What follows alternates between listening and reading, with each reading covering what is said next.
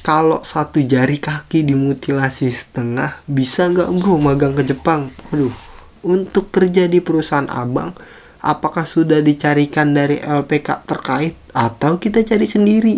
Apa persyaratan kerja di pabrik perusahaan abang? Terima kasih infonya bang. Pertanyaan bagus banget nih. Bisa sambil kuliah gak bang magang di Jepang? Please jawab. Bang, abang magang di Jepang bagian apa? Bang, kemarin lewat LPK atau apa untuk visa engineer? Ara-ara, assalamualaikum, Fatinoha Degozaru. Jadi di video ini gue pengen bikin konten baru yang judulnya Titi DJ, ya kan aja. Titi DJ apaan tuh? Tanya-tanya di Jepang, asik. Jadi di konten kali ini gue bakal jawab pertanyaan-pertanyaan kalian dari komentar di YouTube atau maupun yang langsung ke IG gue. Gue bakal jawabin di konten-konten ini karena pertanyaan yang masuk tuh banyak banget dan ya rata-rata mirip-mirip lah sama gitu. Jadi daripada gue balesin satu-satu ya kan, terus ntar ditanya lagi. Jadi mendingan gue bikin konten ini, dan kalau misalkan ada yang nanya lagi, gue langsung aja ngirim link, ting ya, nonton nih. Iya sih, jangan lupa subscribe. Iya.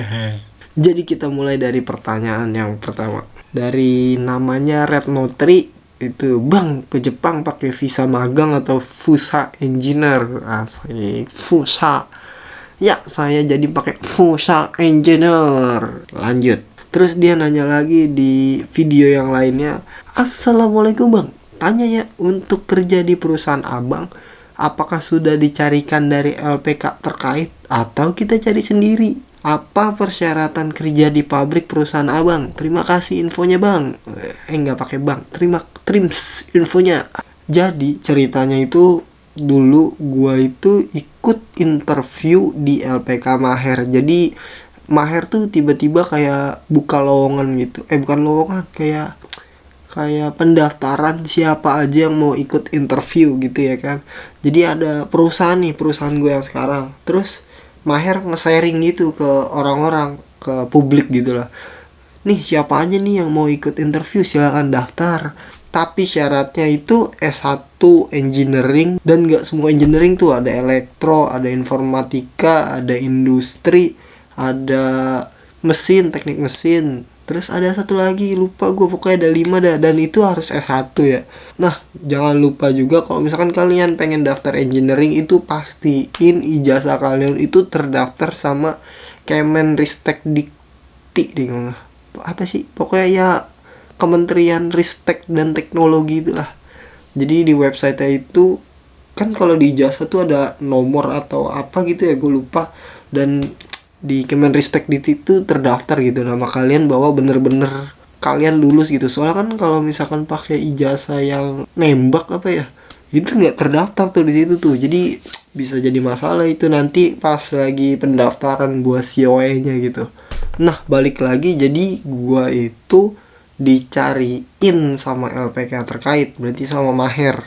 Maher ini mencarikan orang buat perusahaan gue yang sekarang di Indonesia gitu. Jadi Maher nih yang nyari ini, gue tinggal daftar wawancara aja. Nih gue mau ikut wawancara di perusahaan ini nih, gimana caranya? Nah itu tuh ada persyaratannya.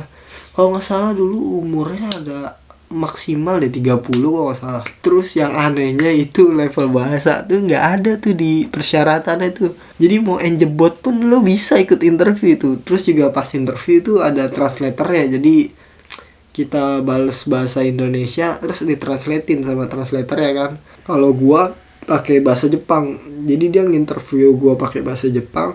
Kalau misalkan gua tahu apa jawabannya pakai bahasa Jepang, gue balas pakai bahasa Jepang.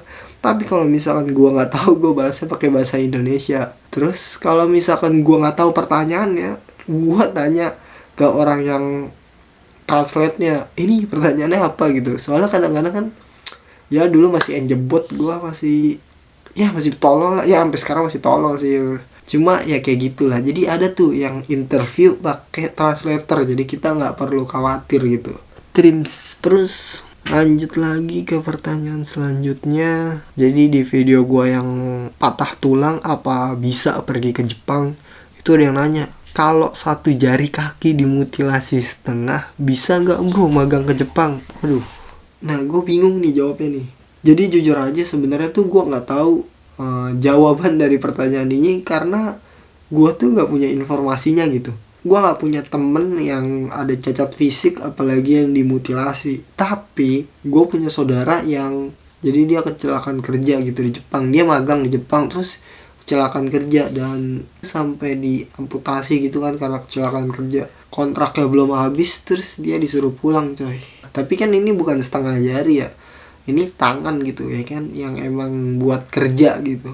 Ya mungkin bisa ditanyain aja kayak LPK lain. Nah yang kalian harus tahu tuh biasanya tuh perusahaan Jepang itu biasanya nggak apa-apa gitu dengan sesuatu kayak persyaratan gitu, tapi LPK Indonesianya ini yang biasanya suka nambah-nambahin peraturan atau persyaratan gitu ya kan. Contohnya, jadi di perusahaan gue itu banyak itu yang tatoan coy. Tapi pas gue di Maher itu persyaratannya nggak boleh tatoan. Ini kan jadi kayak aneh banget gak? Terus nggak boleh ada bekas tindik gitu. Nah sedangkan di perusahaan gue itu ada pemagang orang Vietnam pakai tindikan bos. Bukan bekas tindik lagi, ini nindik masih ditindik coy.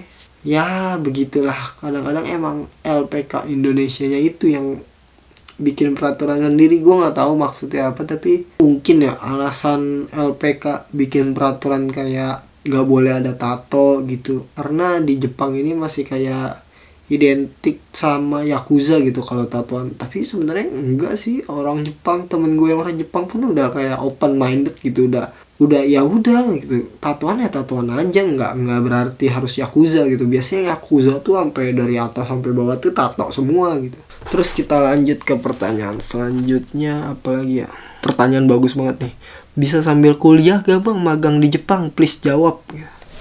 Buat menurut gua nih ya, setahu gua dan kemungkinan ya, jadi kalau misalkan kalian magang di Jepang, magang nih ya, kalau misalkan kalian kerja di Jepang, pertanyaan ini tuh banyak juga orang yang tanyain ke gua gitu, bisa gak sih magang sambil kuliah gitu di Jepang? Jawaban gua, menurut gua ini ya, itu nggak bisa coy. Kenapa? Soalnya visa magang sama visa kuliah di Jepang itu beda. Tujuan visanya pun berbeda gitu. Kalau misalkan lo mau masuk kuliah dengan nunjukin visa magang, gue rasa sih nggak bisa gitu. Terus lagi gue nih ya, gue pribadi ya, jangankan kuliah coy yang harus tiap hari gitu kita belajar ya kan, waktu buat belajar sendiri aja tuh gue kurang. Kayak buku ini nih, Minah no Nihongo 2 udah 1,5 tahun gue belum habis coy. Gue pengen banget ngabisin sebenarnya, gue pengen banget, tapi waktu gue tuh ngerasa kurang.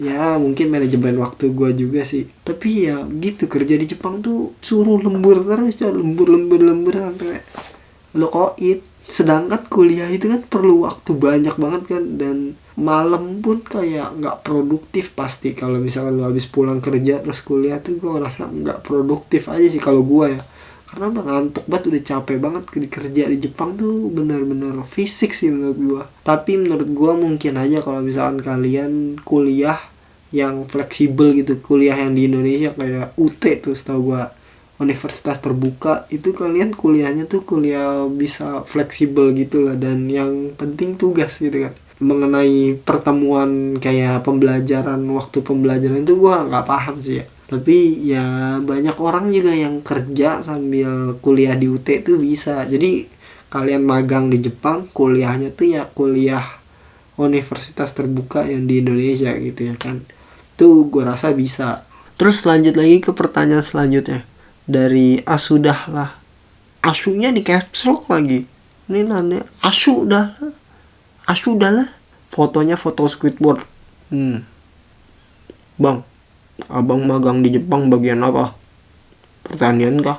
Atau peternakan kah? Gitu. Bukan dua-duanya, mohon maaf. Jadi gue kerja di pabrikan ya, pabrik pembubutan besi gitu lah. Lanjut lagi ke pertanyaan selanjutnya, Mayogi Listiawan, gambarnya pesawat Garuda Indonesia. Ciha. Bang, kemarin lewat LPK atau apa untuk visa engineer? Jadi gua kemarin lewat LPK ya, lewat LPK Maher Nusa Korporasia. Ya di sana bisa terpercaya lah, karena ya gua sendiri itu buktinya. Dan kalau misalkan kalian ketemu sama TSK tuh apa ya? TSK itu kayak LPK di Jepang. Jadi Maher LPK di Indonesia itu kerjasama sama LPK di Jepang. Nah, LPK di Jepang ini nama LPK-nya tuh Abian. Nah, gua diurus sama LPK Abian itu.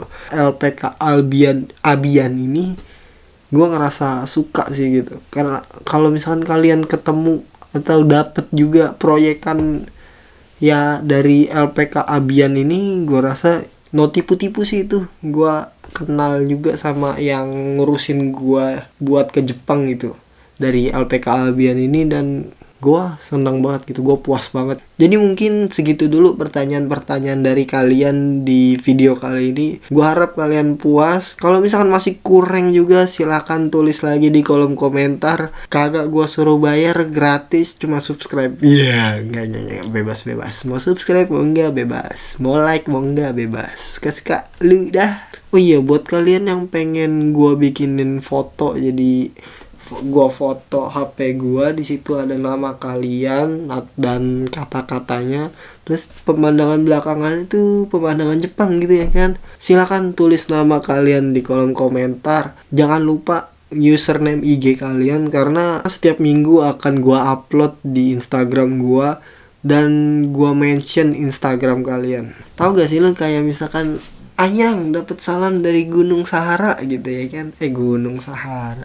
Tujuan gue bikin kayak gitu supaya kalau misalkan kalian ada keinginan buat ke Jepang, ya makin semangat gitu. Dan yang paling penting, masih gratis. Ya. Jadi gitu, kurang lebih mohon maaf. Wassalamualaikum warahmatullahi wabarakatuh. Bye bye.